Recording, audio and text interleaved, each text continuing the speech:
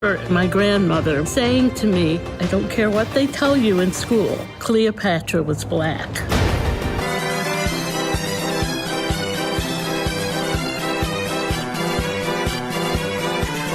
Hello and welcome back to my channel. Today I wanted to talk about the increasing number of race bending we're seeing in movies and TV shows. I think this is a very nuanced topic that isn't as black and white as a lot of the internet tries to make it. This is especially with new releases such as The Little Mermaid, Cleopatra, and even Queen Charlotte, A Bridgerton Story. And just a heads up, I might sound a bit nasally in this video, hopefully I don't. I've been recovering from a cold, but I hope it's not too noticeable and you can still enjoy the video.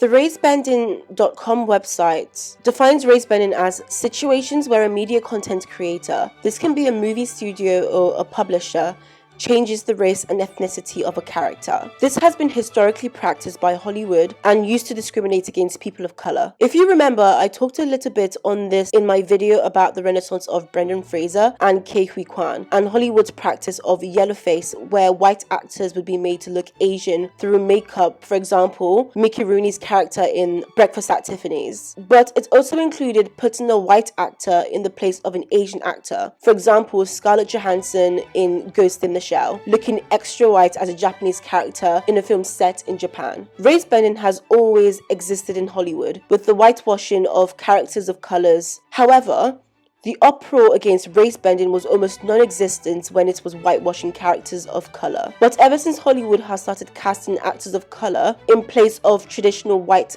characters, a certain demographic has been acting out. I'm not particularly against race bending characters if done right. As I've mentioned, whitewashing and race bending, I think it's significant to state that although whitewashing is a form of race bending, and I believe that race bending isn't always bad, whitewashing rarely has a positive impact. Hollywood has always represented whiteness as a default. It's been a reflection of society and what is deemed beautiful. So for white people, there isn't a lack of representation on screen. Not only that, but there isn't a lack of positive representation. Whitewashing has historically been a tool for racism, especially during a period where Hollywood refused to cast people of color or would refuse to cast them in a significant role. And for those who are on the ready to argue against black actors playing fictional characters that were previously white, let's not forget that the term race bending was coined as a response to the live-action adaptation of the anime series Avatar: The Last Airbender, where roles of East Asian characters, which are probably few to begin with, were played by actors of European descent. But I'm sure the people upset about The Little Mermaid were never as passionate about race bending when it was whitewashing characters of color.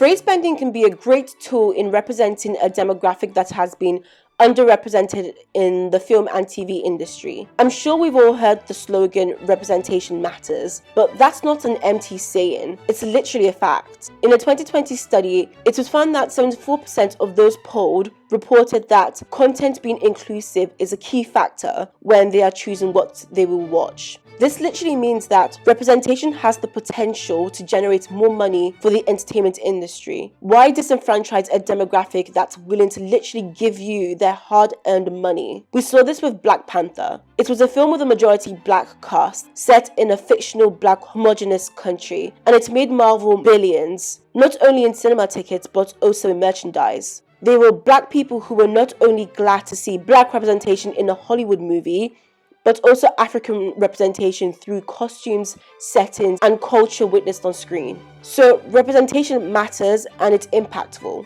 In the same 2020 study, 91% of those polled, whose ages range between 18 and 54, believe media has the power and ability to influence society. An example that has been highly controversial, but has been appropriate in my belief, in its race bending, is The Little Mermaid. From the moment Halle Bailey was cast as Ariel in the new live adaptation of The Little Mermaid, certain people were acting out in a racist tangent, using the hashtag not my Ariel. Because who would imagine black people could be mermaids, a fictitious creature that literally does not exist? People were bringing up the original source material where Ariel was described as having skin that was as clear and delicate as a rose leaf, and her eyes as blue as they were underwater. As though the 1992 animated film is not almost completely different to the book, which was way darker, not suitable for children, and resulted in the death of Ariel at the end of the book. Also, in the book, Hans Christian Andersen never named any of the characters, meaning that the Ariel in the book isn't the Ariel in the film. I'd say the 1992 film is less of an adaptation of the book and more loosely inspired by the book. But still, let's not forget, mermaids aren't real, so it literally doesn't matter. Also, a key factor that is necessary for race bending to be appropriate is the necessity of the race to the character. We've established mermaids aren't real, but also, Ariel being a particular race is superfluous to the story. Nothing depends on her being white, and your argument can't be that it's unrealistic for a fish human to be black when it's unrealistic for fishes or sea animals to talk or grow legs. There is an argument to be made about Hollywood's reluctance to create new stories for people of color, and in general with all the remakes and reboots. However, in this case, although I would personally like to see more original stories surrounding black characters, making Ariel black isn't a negative. It expands the amount of people who can feel represented by this character. It allows little black girls to see themselves on the big screen, and it allows black adult women to bring out their inner child and appreciate this representation as adults that they didn't have as children, especially for those who enjoyed the 1992 movie. I also want to add something on House of the Dragon because as someone who's been a fan of the Game of Thrones world since the original series, many people were unhappy that there would be a black house in the world, the Valarians. It felt more of an issue with seeing black people in that time with power and wealth than an issue with black people in that world entirely, because even in the original series, black people existed, they were just slaves. Maybe I'm too young, but I don't remember people complaining about Missandei, which might have a lot to do with the fact that she was introduced to us as a slave. I'll take you as well. Now, you'll be Master Krasny's gift to me. Token of a bargain well struck.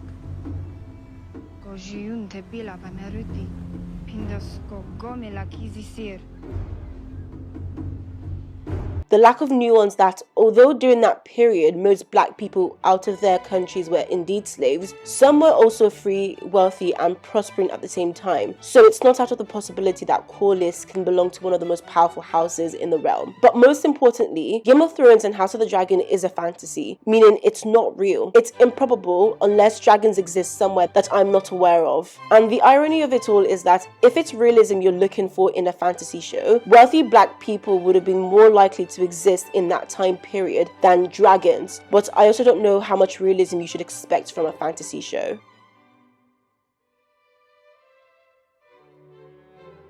As someone who is not opposed to race bending, I can probably name more examples of race bending that I'm against than examples that I actually support, but I think that says more about Hollywood. The new self-proclaimed Netflix documentary, Cleopatra, has been facing a lot of backlash since it was announced that a brown-skinned black woman would be playing the Macedonian Greek Ptolemaic pharaoh, who was the first and only pharaoh of her 275-year-old dynasty to actually learn the native Egyptian language. Although we have no evidence of how Cleopatra looked, I don't think her race is particularly debatable, considering her family were Greek during the time when most countries were largely homogenous, apart from when white people decided to conquer and colonize other parts of the world. Which brings me to the fact that Cleopatra being white is relevant to her story and how she was only able to become a pharaoh because of the Macedonian invasion of the Achaemenid Empire, which resulted in Greek colonists exporting Greek culture, language, and rulers to other parts of the world. Making Cleopatra black literally erases part of her story and is just historically inaccurate. This isn't about whether Egyptians can be black. It's not trying to erase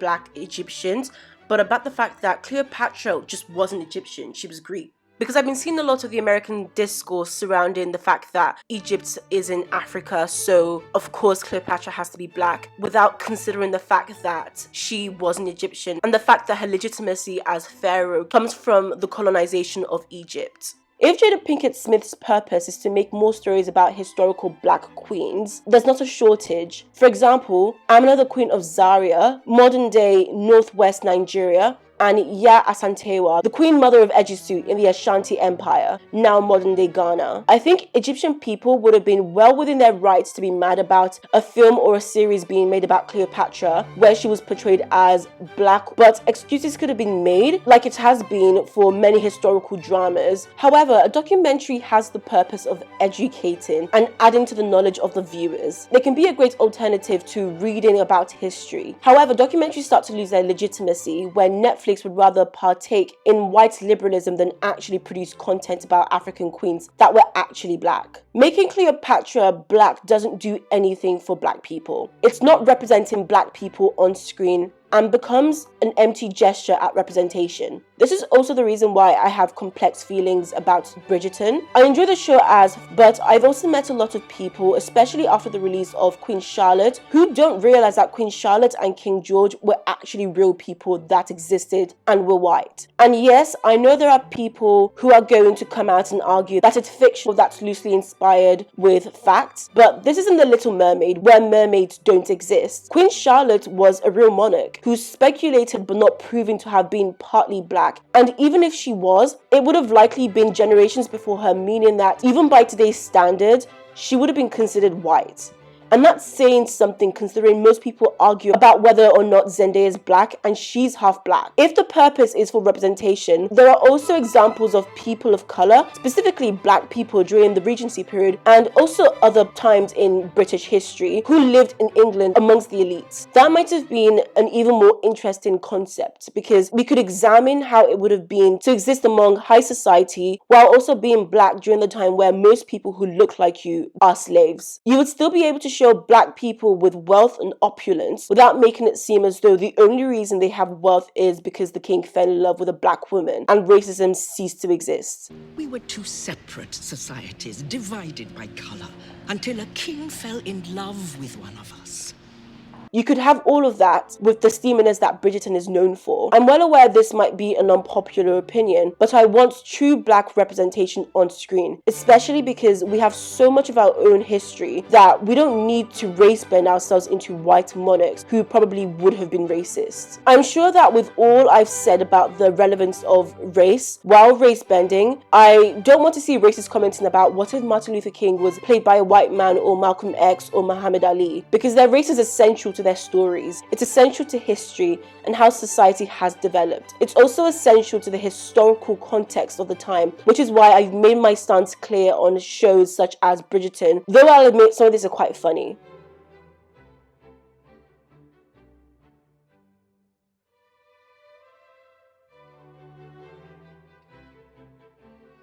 And if you can't understand why a character like Black Panther or a film about Martin Luther King has to be played by a black person, then I don't think you're qualified to have an opinion because you sound intentionally obtuse.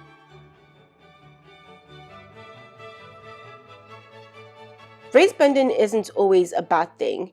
It's a lot more nuanced than is given credit on the internet, but I expect nothing less from the internet. I don't have much more to say on this topic because I think it's been exhausted online in an infuriating manner, where a lot of people have been keyboard warriors angrily typing their biased views without any intention of actually understanding the topic at hand. I try to be as fair as possible, so if you enjoyed this video, please like, comment and subscribe, and maybe share, because that's a nice thing to do. Bye!